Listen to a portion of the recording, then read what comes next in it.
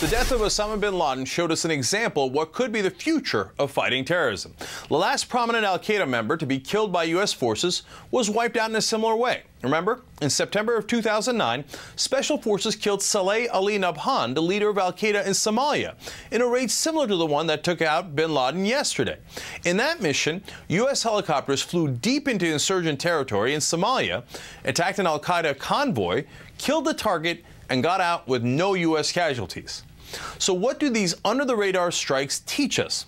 It could be that all-out wars, such as the ones in Iraq and Afghanistan, are not the best way to go after terrorist groups. Now, in some respects, those large wars did have some success.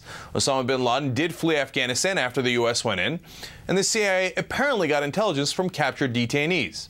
But on the other hand, the last two significant blows to al-Qaeda leadership came from precise strikes by small groups of highly trained special forces.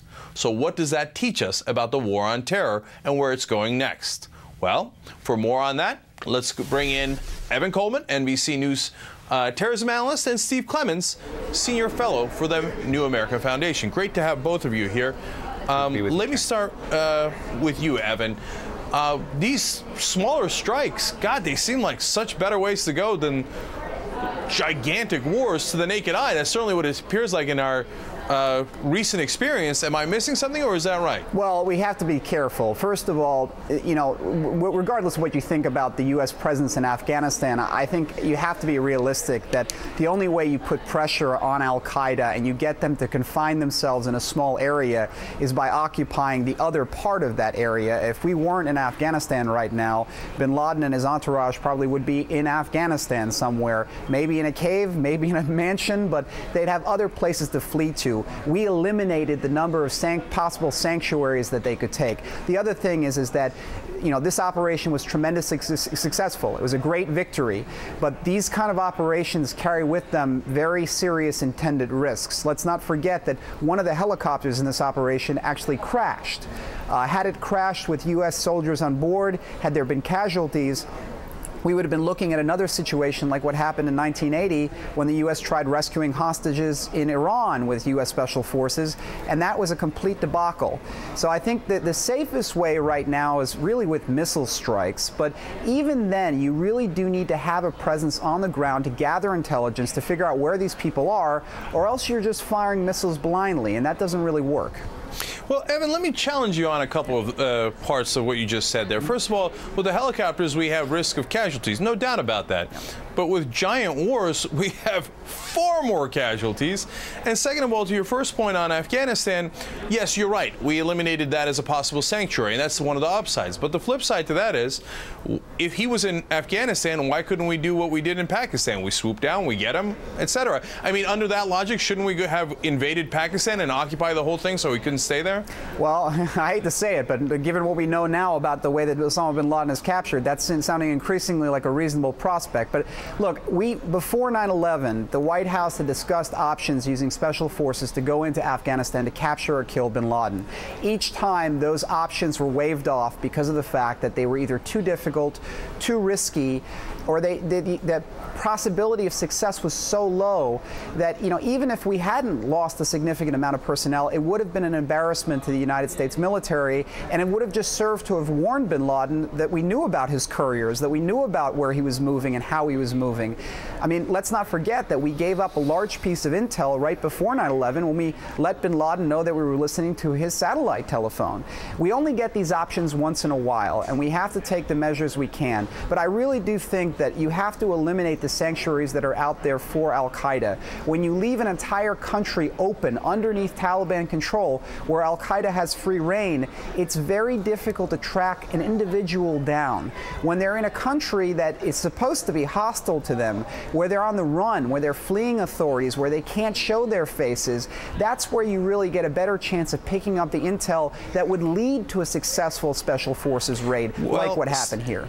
Steve, let me bring you in here because I'm honestly skeptical about that, because I keep going back to that Somalia example, because we have two choices there. We can do the old model, which is we invade Somalia and hope to take those guys at some later date in a spider hole, or we do a surgical strike like we did and get the hell out. I mean, God, the new model seems so much better. What am I missing?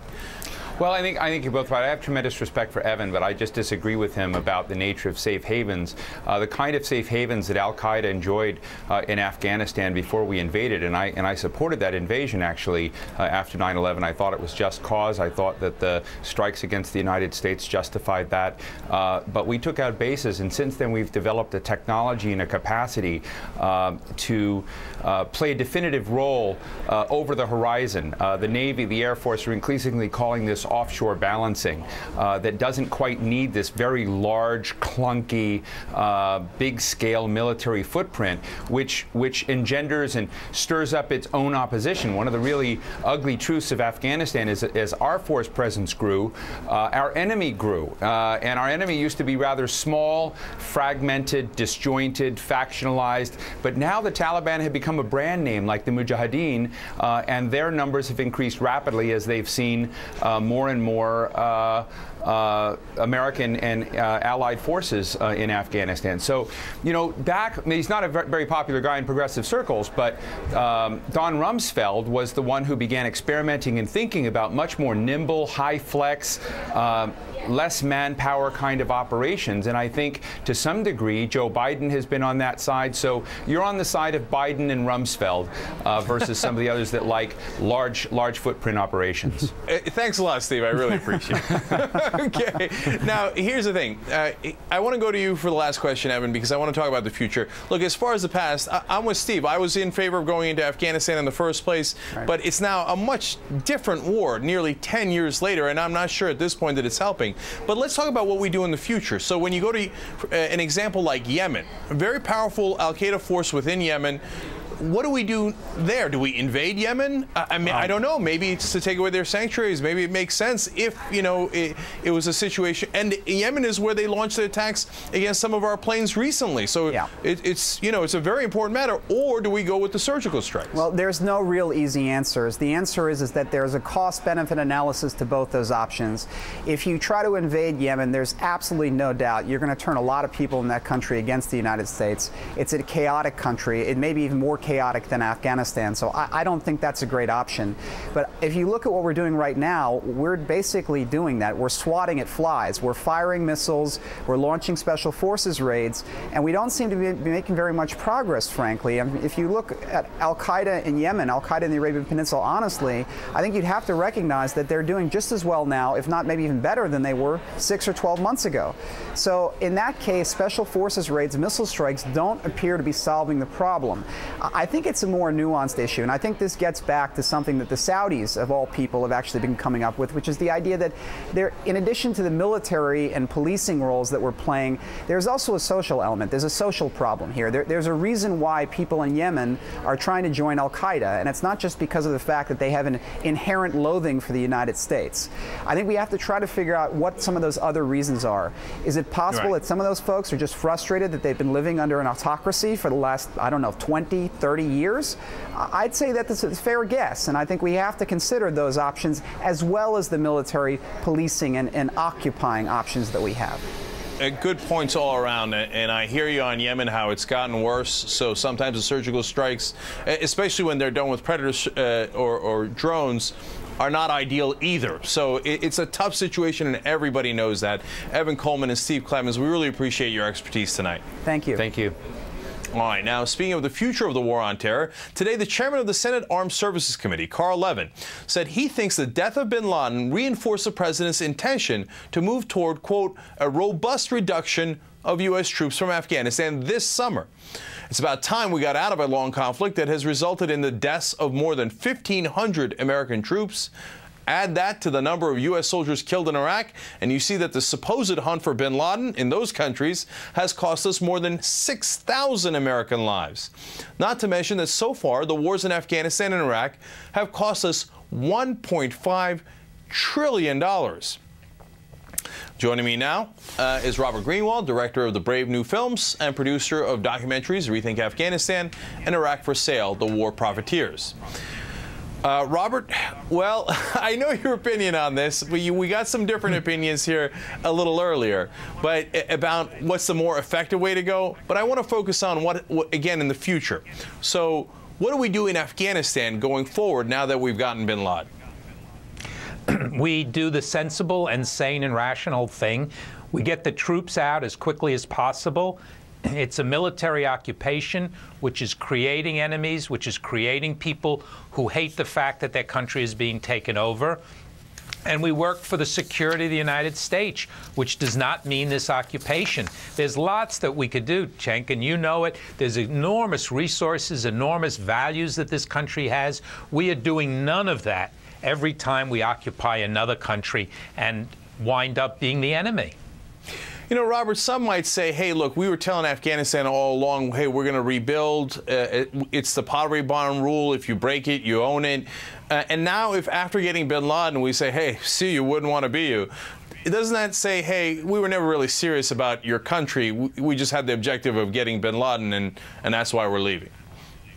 Well, we're not rebuilding Afghanistan. I mean, I was there. When you get off the plane and you look around and you see on every block millions and millions of dollars being spent on military solutions, you see people starving, you see people without jobs and without education. It's outrageous to contend that we are there rebuilding them. We're not. We're destroying. And that's the great pain, and that's what's so profoundly wrong about this analysis is think about it. A country, you come in and you occupy another country. How do you expect them to then think you're friends and then think you're there to help the country? And the single biggest reason for the increase in the Taliban is our occupation. They're a nationalist organization, and they thrive on having an enemy who comes in and takes over. Right. You know, I do want to mention one other point before we leave that I think not a lot of other people are going to talk about today. My God, I know you did a movie about it. My God, how much did we waste in Iraq?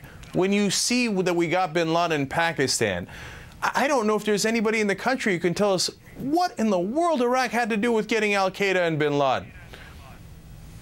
Well, it didn't have anything to do with it. And, you know, in Afghanistan, there are more contractors than there are military. And the amount of money, the New York Times had a brilliant article about it recently, the hundreds of millions and ultimately billions of our tax dollars that are going to private contractors and are going to corruption is off the scales. And here we are worrying about, you know, paying firemen and policemen and teachers. It just profoundly is wrong. It's against the values, and it's against everything that we believe in.